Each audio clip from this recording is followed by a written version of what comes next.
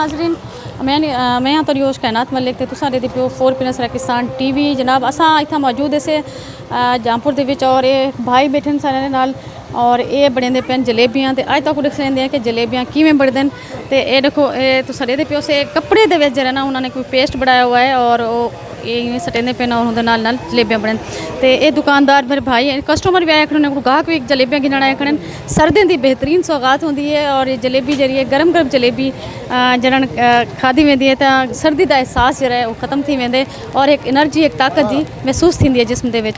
ते आओ इन्हां नाल करेंदे से गाल कि जनाब जी तोरा क्या नाम है जी? उमर दराज कदन को जलेबियां बनांदे पिओ? 3 साल हो गए।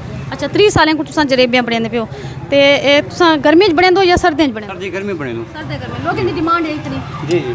अच्छा ते ये मतलब क्या इंदा तुसां रेट क्या होंदे थोड़ा मतलब आम जरी है मिठाई हुंदी निस्बत इंदा रेट तुसां किवें होंदे? रेट जरा घट होंदे। घट होंदे जी जी। अच्छा जलेबी जेरे ना ये केरे मतलब हिंदे च क्या तुसां केरी चीज़ां मिला ते जरा ना बनाए वेंदे ने? मैदे नाल बनदी है, खंड नाल बनदी है। अच्छा उनके बाद अच्छा तुसां ये जरा ना हिंदे च तलेंदे पिओ और तलते वाला हिंदे ये कित्थे सटेंदे? शीरे सड़े नू केदा शीरा अपने ए खंड दा शीरा। खंड दा शीरा जरा।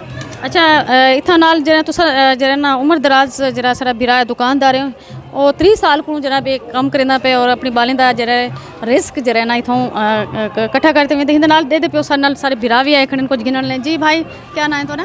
यासिर। अच्छा जासिर तुसां ये जलेबियां गिनण आए हो इथां तो पसंद हैं? जी। अच्छा ब्याह भी तो मिठाइयाँ लाते हैं मतलब जलेबी तो गाल पे है। अच्छा जलेबी डाल क्या मतलब क्या वजह है लोग ज़्यादा जलेबियों को पसंद वो जरा ताज़ा मिल जाती है। अच्छा ठीक है और ताज़ा भी मिल वेंदी और अखीं दे अगू बढ़दी भी मिल वेंदी है ना। हिंदे च ये है कि शिकायत क्या नहीं होंदी कि पुरानी है।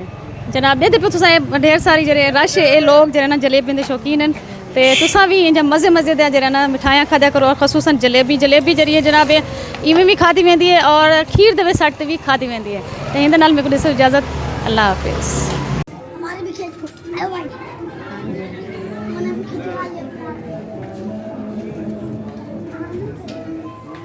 कस्टमर को